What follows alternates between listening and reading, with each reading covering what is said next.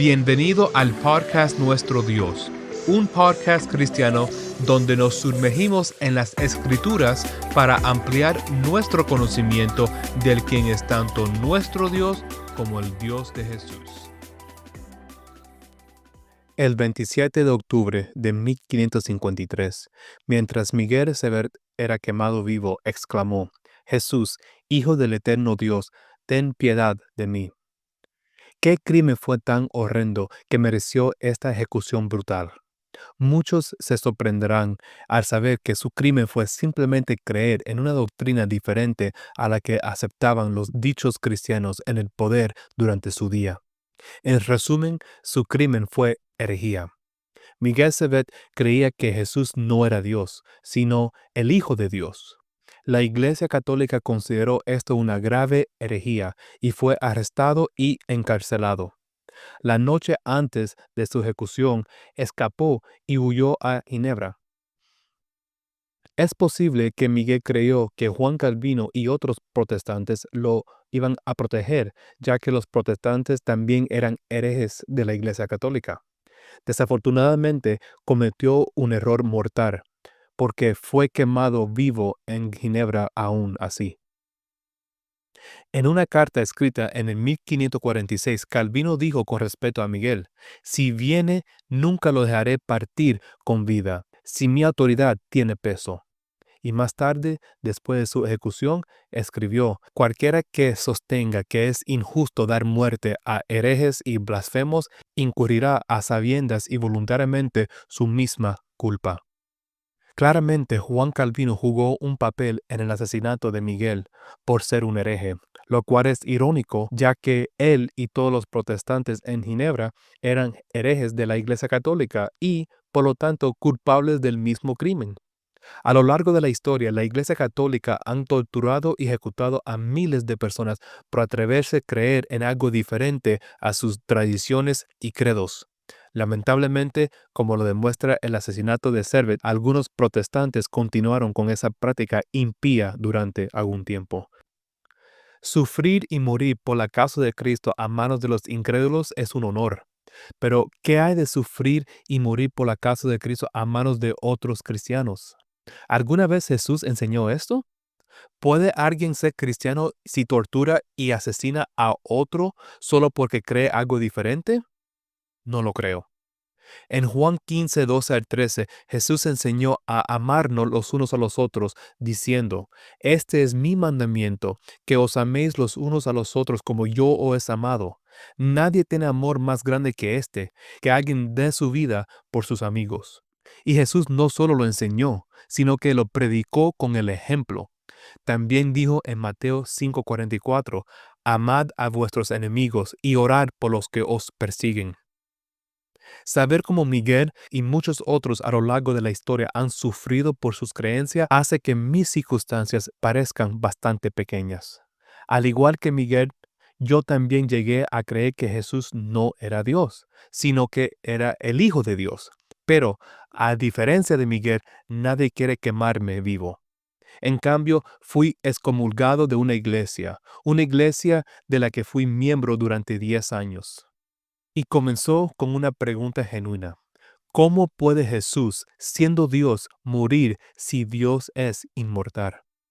Nunca imaginé que el embarcarme en este estudio cuestionaría mi creencia en la deidad de Cristo, e incluso cuando esa idea finalmente surgió, la descarté como absurda. Probablemente debería haberme acercado a mi pastor o cualquier líder de la iglesia, pero no lo hice. En mi mente, como un graduado de seminario, esto era algo que debería ser capaz de manejar por mí mismo. Sin embargo, mientras más estudiaba, menos absurdo se volvía, y, finalmente, las Escrituras me convencieron de que Jesús no era Dios. Lo más probable es que acercarse a un líder solo hubiera prolongado lo inevitable. El día que se lo conté al pastor, hablamos durante unas 2 o 3 horas, repasando varios pasajes en los que al final no estábamos de acuerdo con la interpretación del otro. Pensé que sabía lo que vendría después. Ya no podría servir y nos reuniremos regularmente hasta que volviera a estar convencido de la Trinidad o decidiera yo irme si no estaba convencido. Sin embargo, aprendí bastante rápido que este no era el caso, porque al final de nuestra conversación me dijo que no volviera a la iglesia. Esa noche otro anciano me llamó y hablamos durante 30 minutos. Unos días después, el pastor me envió un correo electrónico con una guía de estudio dándome una semana para estudiarla y cambiar de opinión. Después de casi una semana de estudio y oración, no estaba convencido. Ellos sabían que mi posición doctrinal no cambió de la noche a la mañana.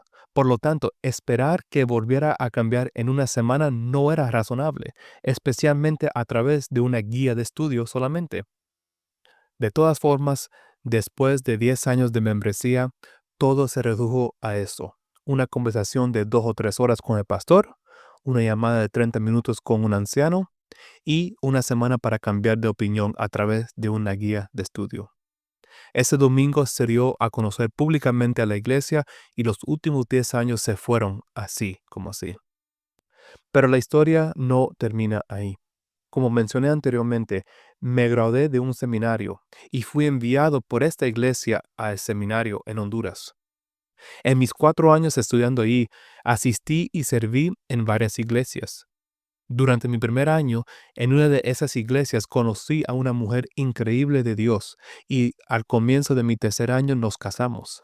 No tengo palabras para expresar lo agradecido que estoy de que, a pesar de que todo lo demás se ha ido, mi esposa permanece a mi lado. Unos 3 o 4 meses después de haber sido excomulgado de la iglesia en Miami, teníamos planeado un viaje para visitar la familia de mi esposa en Honduras. Mi esposa simplemente quería disfrutar de nuestro viaje, especialmente porque su familia aún no había conocido a nuestro primer hijo en persona, que tenía unos 8 meses en ese momento. Por esta razón, mi esposa no quería visitar a nadie de la iglesia ya porque sabía que solo querían hablar de este tema doctrinal. Ella sabía que si no estábamos de acuerdo con su doctrina, igualmente nos iban a excomulgar. Pero, ya que mi esposa creció en esa iglesia, yo pensé que sería diferente. La iglesia pensaba en ella como familia, y yo no creía que una diferencia doctrinal fuera suficiente para quebrar esas amistades. Como un mes antes de nuestro viaje, le envié un correo electrónico a uno de los líderes, preguntándole si era posible a visitarlos, siendo sincero sobre no querer hablar del tema doctrinal durante este viaje. No leeré la carta completa, pero en respuesta a yo no querer hablar de mi posición doctrinal, él dijo, realmente esto es casi imposible, y no veo razonable poder disfrutar comunión. A medida que se acercaba nuestro viaje, otro líder le envió un mensaje a mi esposa preguntándole si se podía reunir con los líderes pastorales. Ella respondió diciendo que no quería hablar de doctrina, al menos no por un tiempo. Si querían reunirse durante este viaje sería con nuestras familias, pero no para hablar de doctrina. Ella le dijo que yo estaba dispuesto a hablar con ellos al respecto, pero ella no. La respuesta del líder fue que, debido a mi posición doctrinal, nuestras familias no pueden pasar tiempo juntos. Incluso citando 2 de Juan versículos 9 al 11, que vamos a ver un poco más tarde. Escribió que debido a que yo estaba convencido de mi posición, realmente no hay punto de querer hablar conmigo porque no estoy abierto a escuchar, sino a debatir mi posición. Él ni siquiera se comunicó conmigo, así que no sé de dónde sacó esa idea. Sus suposiciones eran simplemente erróneas. Bueno, 2 de ellas lo eran. Siempre estoy dispuesto a escuchar. Si estoy equivocado acerca de algo y me pueden mostrar bíblicamente, entonces cambiaría de opinión. Si no fuese así, ¿por qué cambié de opinión acerca de la deidad de Cristo en primer lugar? Esa fue la primera suposición incorrecta. La segunda era que solo quería debatir mi posición. Como mencioné anteriormente en mi correo electrónico al otro líder, dejé claro que no quería hablar de esta doctrina con ellos. Luego estuve dispuesto a hablar con ellos porque quería, al menos para mi esposa, tratar de preservar las amistades que tenía con muchos miembros de la iglesia desde su juventud, y pensé que reunirme con los líderes ayudaría en ese respecto. Mi esposa dijo que era ingenuo de mi parte pensar que esas amistades podrían haberse preservado de alguna manera, ya que la mayoría de los miembros, si no todos, nos rechazarán únicamente porque los líderes lo hicieron. Sin embargo, no era ingenuo. Sabía que ese era el caso, pero aún así estaba dispuesto a intentarlo.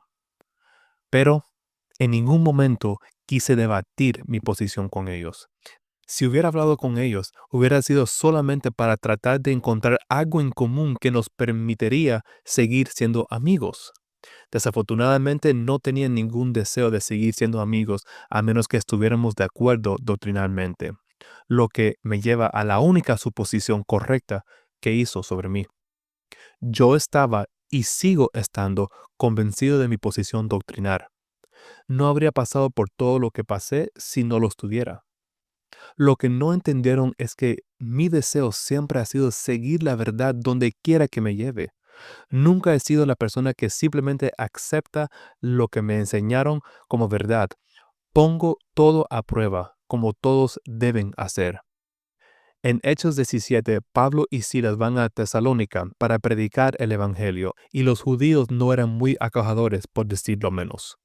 Pablo y Silas viajaron entonces a Berea, llevando el Evangelio a los judíos de allí. Su respuesta fue diferente, como vemos en el versículo 11. Y estos eran más nobles que los que estaban en Tesalónica, pues recibieron la palabra con toda solicitud, escudriñando cada día las escrituras para ver si estas cosas eran así. De este pasaje es que tenemos el dicho de ser un buen bereano.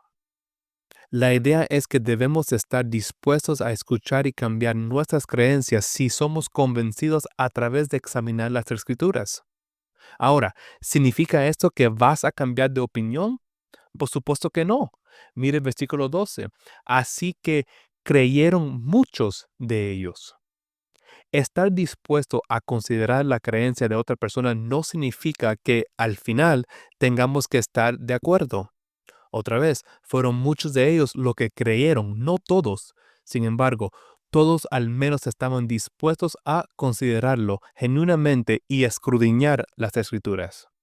En mi caso, se negaron a hablar conmigo porque asumieron que no estaba dispuesto a escuchar y solo quería debatir mi posición. Pero esas falsas suposiciones sobre mí solo revelaron sus intenciones.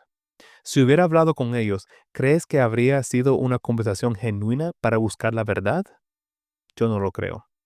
Lo que demostraron es que ellos mismos no tenían intención de escuchar a nadie más. Esperaban que yo escuche y considere su creencia, pero no estaban dispuestos a escuchar y considerar la mía. Cuando alguien espera que los demás consideren su creencia, pero no está dispuesto a ofrecer la misma consideración a cambio, ¿cómo puede haber una conversación genuina? Yo no tengo ningún deseo de hablar con alguien que solo quiere darme una intervención doctrinal. Sin embargo, tendré una conversación sincera con cualquier persona siempre y cuando ambos estemos dispuestos a escuchar y considerar el uno al otro. Como cristianos, debemos de enfocarnos en buscar la verdad, no en ganar debates. Estamos a 2000 años desde que se escribió la Biblia y han surgido innumerables doctrinas falsas. Por lo tanto, debería haber un deseo genuino en todos nosotros de buscar la verdad. No debemos simplemente aceptar lo que las tradiciones y los credos de los hombres dicen que debemos aceptar. Siempre estoy dispuesto a conformar mis creencias a las escrituras, pero nunca al revés. Ahora, pasemos a la escritura citada por la cual no quisieron reunirse conmigo. Segundo de Juan 9:11. Este pasaje dice: cualquiera que se extravía y no persevera en la doctrina de Cristo no tiene a Dios. El que persevera en la doctrina de Cristo, éste sí tiene al Padre y al Hijo. Si alguno viene a vosotros y no trae esta doctrina, no lo recibas en casa, ni le digas bienvenido, porque el que le dice bienvenido participa en sus malas obras. Basándose en este versículo, está claro que alguien que no permanece en la doctrina de Cristo no tiene a Dios y no debemos recibirlo. La pregunta es, ¿esto se aplica en mi situación? Para responder a eso, necesitamos retroceder un par de versículos y entender el contexto. En el versículo 7, Juan dice: porque muchos engañadores han salido por el mundo, que no confiesan que Jesús ha venido en carne. Quien esto hace es el engañador y el anticristo. La frase clave es venido en carne. Pero, ¿qué significa esto? Bueno, Juan estaba refutando el docetismo aquí, una falsa doctrina temprana acerca de Cristo. Los docetistas eran gentiles, grandemente influenciados por la filosofía griega y, básicamente, creían que el mundo físico era corrupto e impuro, mientras que el mundo espiritual era perfecto y puro. Ahora, imagínense cómo esos gentiles, influenciados por la filosofía griega, habrían entendido que Jesús era perfecto y sin pecado. Es comprensible que concluyeran que Jesús no tenía un cuerpo físico, ya que creían que cualquier cosa física era esencialmente corrupta e impura. Esta es la razón por la que creían que era un espíritu que solo parecía tener un cuerpo físico. Esto no era solo un error pequeño, sino que niega el corazón mismo del Evangelio. Si Jesús no hubiera tenido un cuerpo físico, entonces no podría haber muerto y resucitado verdaderamente. Esto es lo que Juan estaba refutando, y no es la primera vez, ya que escribe más sobre esto en su primera epístola, pero ese estudio es para otro día. Entonces, cuando este pasaje se usa como una excusa para no reunirse conmigo, se está usando completamente fuera de contexto, porque yo sí creo que Jesús era una persona humana, real, que consiste de un espíritu y un cuerpo físico, como enseña en Génesis 2:7, diciendo, entonces Jehová Dios formó al hombre del polvo de la tierra, y sopló en su nariz aliento de vida, y fue el hombre un ser viviente o una persona viviente. Es más, los trinitarios son los que niegan al verdadero Jesús, aunque de una manera diferente a como lo hicieron los docetistas. Los trinitarios dicen que Jesús es solo una persona, lo cual es correcto. El problema es, en su doctrina, que esa persona es una persona divina, no una persona humana. Y esa persona divina más tarde tomó una naturaleza humana impersonal, que al fin del día significa que nunca fue una persona humana verdaderamente. La mayoría de los trinitarios probablemente nunca admitirán esto, porque lo más seguro es que nadie se los explicó, así que ni siquiera lo saben. Pero si simplemente estudian la unión hipostática y la anhipostasis, van a aprender que eso es fundamental para su creencia trinitaria. Por supuesto, nadie llegaría a esa conclusión solo estudiando las escrituras. Esa idea de una persona divina que añade una naturaleza humana impersonal solo se encuentra en los credos que llegaron cientos de años después de que se escribió el Nuevo Testamento. La verdad bíblica es simple. Jesús era una persona humana real, con un cuerpo humano real, no una naturaleza humana impersonal que fue añadida a una persona divina. No debería sorprender entonces que la mayoría de los cristianos no creen realmente en la Trinidad, aun si están de acuerdo con la terminología. Hubo una encuesta encargada en 2022 por Ligonier Ministries titulada El estado de la teología. En esta encuesta, el 97% de los participantes evangélicos estuvieron de acuerdo con la afirmación que dice, hay un Dios verdadero en tres personas, Dios el Padre, Dios el Hijo y Dios el Espíritu Santo. Sin embargo, en respuesta a la afirmación que dice, Jesús fue un buen maestro, pero no era Dios, el 43% de esos mismos evangélicos estuvieron de acuerdo. Lo que esto muestra es que mientras que el 97% de los evangélicos están de acuerdo con la terminología trinitaria, casi la mitad todavía no creen que Jesús es Dios. También hay un estudio de Barnes en el 2025 que reveló que solo el 24% de los cristianos nacidos de nuevo que aceptan la doctrina de la Trinidad. Siendo este el caso, ¿por qué no hay más cristianos que hablan sobre esto? Lo más probable es porque cuando una doctrina específica se enseña como esencial para la salvación, esa doctrina se vuelve intocable para la mayoría. A la mayoría de las personas les da terror ser etiquetadas como herejes, porque también se les enseña que los herejes serían torturados en el infierno para siempre. Debido a esto, la mayoría simplemente dirá que está de acuerdo y siguen adelante. Pero como vimos anteriormente, así no es como nos volvemos buenos berianos. Lo admito, Cuando me di cuenta que realmente ya no creía en la deidad de Cristo, estuve asustado al principio. Pero este miedo no me mantuvo cautivo, sino que me llevó a estudiar lo que la Biblia tenía que decir sobre las creencias esenciales para la salvación. Si una doctrina es verdad, entonces resistirá a todo escrutinio, y el miedo nunca debe impedirte de ser un buen veriano. Entonces, ¿qué es lo que la Biblia realmente enseña que debemos creer para ser salvos?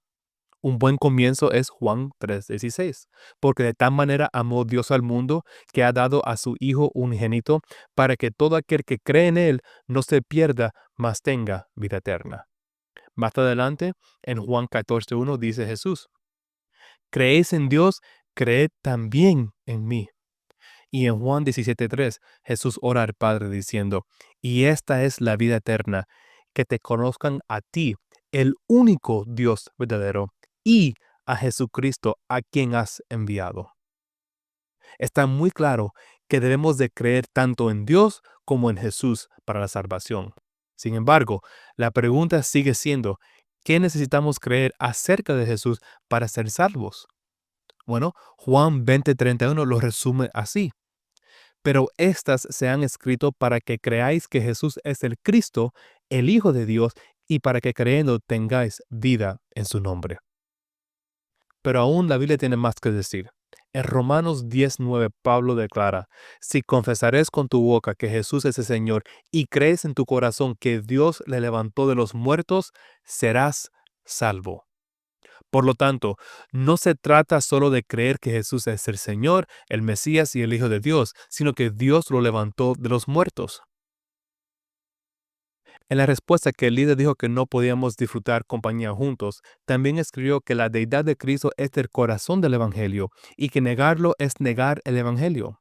Con el debido respeto, esa afirmación es simplemente farsa. En 1 Corintios 15, de 3 a 4, Pablo dice lo que es el corazón del Evangelio, diciendo, porque primeramente os he enseñado lo que asimismo recibí, que Cristo murió por nuestros pecados, conforme a las Escrituras, y que fue sepultado y que resucitó al tercer día, conforme a las Escrituras. Más adelante, en el versículo 17 dice, y si Cristo no resucitó, vuestra fe es vana, aún estáis en vuestros pecados. Pablo está claro en que la resurrección es el corazón del Evangelio. Esta es la razón por la cual Juan fue tan firme en refutar el docetismo, porque si Jesús no tenía un cuerpo físico, no hay resurrección y por lo tanto no hay cristianismo. Los trinitarios típicamente responden diciendo algo como esto: solo la muerte del Dios hombre podría tener el valor infinito para pagar el costo infinito de nuestro pecado contra un Dios infinito. Si bien esto puede sonar poético, pero la verdad es que no está en la Biblia. Solo mire lo que Pablo continúa diciendo en el versículo 21 de 1 Corintios 15. Porque por cuanto la muerte entró por un hombre, también por un hombre la resurrección de los muertos. Y en 1 de Pedro 1, 18 a 19, Pedro dice, sabiendo que fuisteis rescatados de vuestra vana manera de vivir, la cual recibisteis de vuestros padres, no con cosas corruptibles como oro o plata, sino con la sangre preciosa de Cristo, como de un cordero sin mancha y sin contaminación. Otra vez, la afirmación de que la deidad de Cristo es el corazón del Evangelio no es bíblico. No hay necesidad de agregar a la Biblia, ya que es más que claro que la muerte de un hombre que vivió una vida perfecta y sin pecado es lo que Dios requirió y aceptó. Entonces, dado de que ningún versículo dice que debemos creer en la Trinidad o en la deidad de Cristo para la salvación, ¿por qué entonces los trinitarios son tan dogmáticos al respecto? La respuesta se encuentra en un credo escrito de 400 a 500 años después de Cristo. Es conocido como el credo de Atanasio y comienza diciendo, todo el que quiera ser salvo antes que todo es necesario que tenga la verdadera fe cristiana. Y si alguno no la guarde íntegra e inviolada, es indudable que perecerá eternamente. Y la verdadera fe cristiana es esta: que veneremos a un solo Dios en la Trinidad y la Trinidad en la unidad, no confundiendo las personas ni dividiendo la substancia. Más adelante dice de Jesús: es necesario para la salvación eterna que Él también crea correctamente en la encarnación de nuestro Señor Jesucristo, porque la fe verdadera consiste en que creamos y confesamos que nuestro Señor Jesucristo, el Hijo de Dios, es Dios y hombre. Mira, cada uno tiene la opción de creer como quiera, pero yo elijo creer solo lo que está en la Biblia. Un credo escrito siglos después no tiene nada que ver con mi salvación. La Biblia por sí sola determina qué creencia es necesaria para ser salvo. Es hora de que los cristianos dejen de temer a los hombres y de aceptar falsa doctrina solo por lo que pueden perder si no están de acuerdo con su iglesia. Como Pablo les dice a los Gálatas: pues ¿busco ahora el favor de los hombres o el de Dios? ¿O trato de agradar a los hombres? Pues si todavía agradara a los hombres, no sería siervo de Cristo. Cuando llegué a creer que Jesús no era Dios, pude haberlo guardado, sin decir nunca una palabra, y todavía estaría en buen estado con todos. Pero si hubiera elegido ese camino, habría agradado al hombre y no a Dios. Ahora, a medida que nos acercamos al final, quiero hablar sobre mi propósito al hacer este episodio. Nunca quise hablar de mi excomulgación. Lo acepté y seguí adelante. Entonces, ¿por qué hacer este episodio 4 años después? La razón se debe a las muchas cosas que escuchamos sobre mi esposa y yo en nuestro viaje más reciente a Honduras a principio de este año. Parece que muchos tienen la falsa impresión de que he abandonado mi fe en Cristo, que soy un ateo viviendo como un incrédulo. Muchos también parecen pensar que mi esposa está sufriendo teniendo que soportar vivir con un incrédulo. Lamentablemente, esto no es todo lo que hemos escuchado, pero hay algunas cosas que yo prefiero no mencionar. Y no son solamente los falsos rumores, sino que algunos incluso hacen todo lo posible para evitarnos en público, como si estuviéramos caminando con lepra o algo así. Este no es el caso con todos. Hay algunas excepciones y realmente estamos agradecidos por esas excepciones. Yo siempre he sido la persona que le doy a los demás el beneficio de la duda. Sé que los rumores se propagan como el fuego y que a medida que se propaga, se añaden mentiras y crecen con el fuego. Tal vez estoy siendo ingenuo en este sentido, pero pienso que esta es la razón por la que tantos tienen un mal entendimiento sobre nuestra situación. Entonces, si aún no ha quedado claro por todo lo dicho anteriormente, lo dejaré claro ahora. Nunca he negado a Dios ni he negado a Jesús, el Mesías, un hombre cuya muerte y resurrección lava nuestros pecados a través de la fe. Esto es el corazón del Evangelio y de la fe cristiana.